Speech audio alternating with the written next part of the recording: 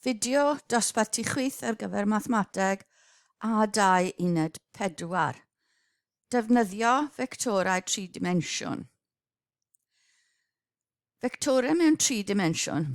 Os yw 0, sef y pwynt 0, 0, 0 mewn 3 dimensiwn, a p, y pwynt 3, 2 a 4 mewn 3 dimensiwn, bydd y pellter, bydd y vector o i p, wedyn, yn 3, 2, 4. Vector yn mynd o i p yn 3 yn nghyfeiriad x, 2 yng nghyfeiriad y, a 4 yng nghyfeiriad x. Felly dyna ni, llun x yn y coch, yn y gwyrdd, a wedyn z yn dod mas o'r plan x, Ni angen dod o hyd i beth yw maint y vector. Gallwn gyfrifo hyd y vector yn hawdd. Felly, bod i c fod yn bwynt ar y plan x, un llwyd, sy'n vertigol islaw p. Felly, q yw'r pwynt heb y z. Felly, 3, 2, 0. Mae theorem Pythagoras yn golygu mae pellter o i 3, 2, 0. Felly, dim ond yn y plan x dyn ni. Felly, yn mynd i fod yn 3 sgwar plus 2 sgwar. Mae hefyd yn amlwg bod QP, y pellter o Q i P wedyn, achos y Q oedd y pwynt islaw P, a mae'r pellter i fyny yn 4, QP yn 4. Felly, mae gan y triongl OQP, O i Q i P, y triongl sgwar yma,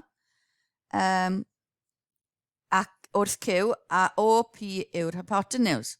Felly, mae OP sgwar yn mynd i fod yn OQ sgwar plus QP sgwar. Felly, mae OQ sgwar, ni'n gwybod, yn 3 sgwar plus 2 sgwar, ail isradd hwnna.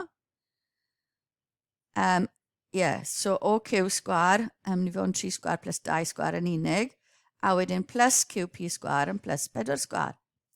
Felly, mae OP wedyn yn mynd i fod ail isradd y 3 pwynt, y 3 pellter ar wahân wedi sgwario. Felly, mae Pythagoras dyn ni'n mynd mewn 3 dimensiwn.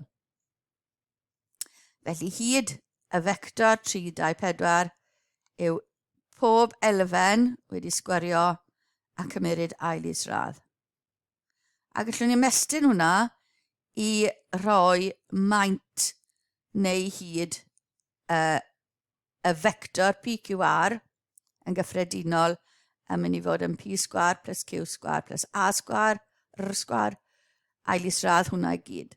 Felly maint neu hyd vector gyffredinol yw hwnna.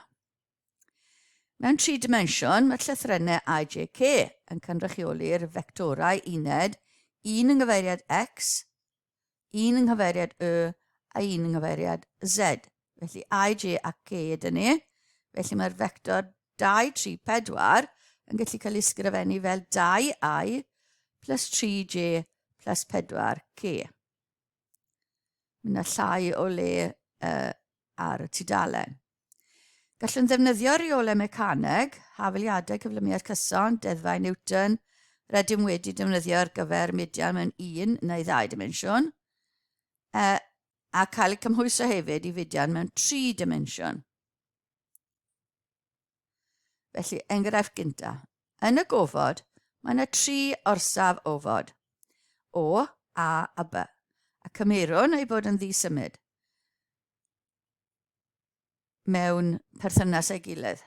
Defnyddiwyd system gyfesurynnol gan y gofodwyr gyda gorsaf O fel y tardd ar uned mesur yn gilometr.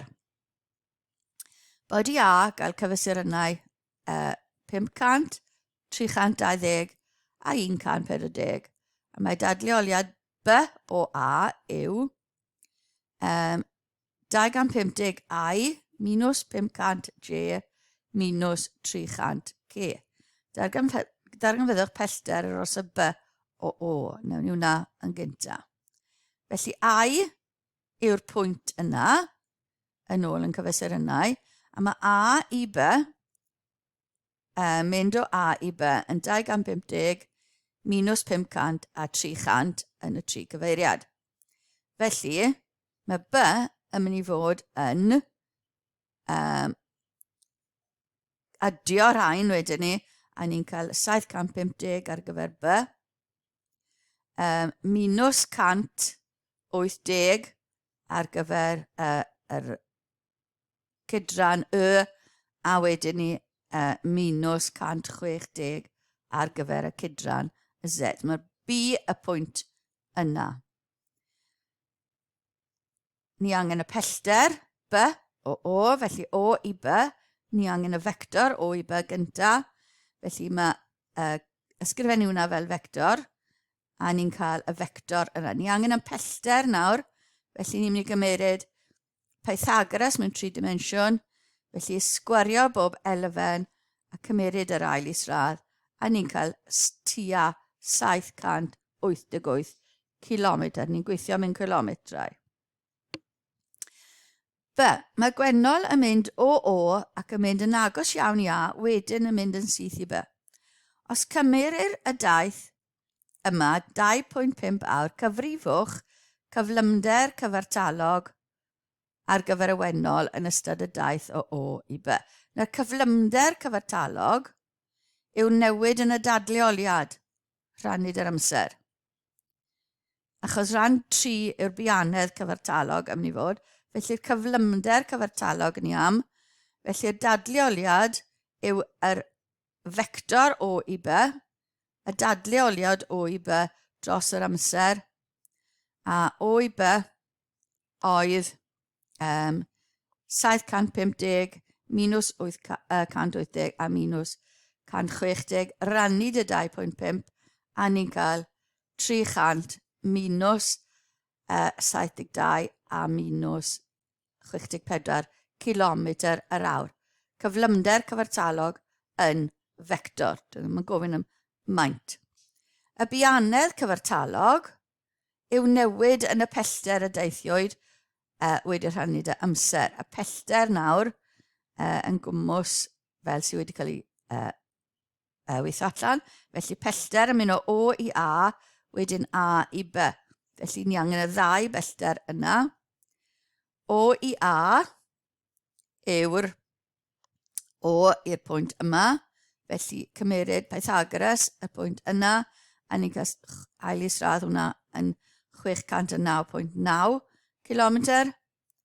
A i B oedd y vector yma, felly cymeryd Pythagoras hwnna, a ni'n cael 634.4.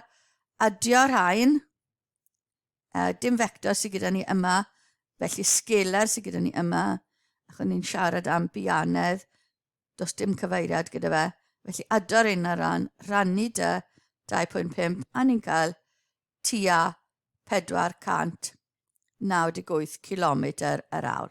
Felly chi'n gallu gweld bod yr bianedd cyfartalog, sut mae hwnna'n cymaru dy'r cyflymder cyfartalog. Enghraifft 2. Mae gronyn mas 5 kg a mae ganddo fe gyflymder cychwynnol 3 minus 2, 1 metr yr eiliad ac yn dechrau o'r pwynt 5.014. Gweithredir ar y gronyn gan 2 rym cyson 1, 2, 3 newton a 9 minus 7 minus 8 newton. Darganfyddwch gyflymiad y gronyn. Newn ni hwnna i ddechrau. Felly, ni'n mynd i gymeryd ail 10 newton ar y 2 rym. So dyna'r 2 rym sy'n gweithredu. Yn hafel i'r grym cydeffaith, y 2 yna, yn hafel i'r mas lluosur cyflymiad.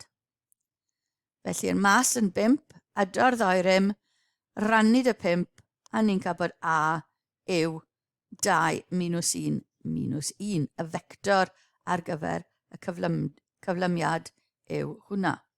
B yn gofyn am cyflymder, y gronyn wedi 4 eiliad. Felly cyflymder ni'n mynd i ddefnyddio yr hafaliad yma ar gyfer cyflymiad cyson. Cyflymiad yn gyson. Does dim newidyn yna fe, sy'n llythyren sy'n newid. Felly ni'n gallu defnyddio'r hafaliad yma, a ni'n gallu gosod mewn u oedd 3 minus 2 minus 1, plus a ni wedi darganfod lluosi t, a mae hwnna yn dod i 11 minus 6 minus 5 metr yr eiliad. Cyflymder yn vector. Oedd e ddim yn gofyn am y maint. Rhan C, safle'r gronyn wedi 4 eiliad. Safle'r gronyn, felly ni angen r, sef y dadleoliad o'r safle cychwynnol yn haflu ut plus hanner a t di sgwario. Un o'r hafaliadau cyflymiad cyson. U, ni'n gwybod, t yn 4, a ni'n gwybod hanner hwnna lluosi t di sgwario. A mae hwnna yn dod yn 28 a minus 16 a minus 12. Na hwnna yw'r dadleoliad o'r safle cychwynnol. Ni angen y safle wedi 4 eiliad. Felly, safle cychwynnol oedd 5,0,14. Ni wedi symud gyda'r vector yma, felly y pwynt ni wedi cyrraedd bydd 33 wedyn, minus 16 a 2. A dyna ddiwedd y cyflwyniad yna.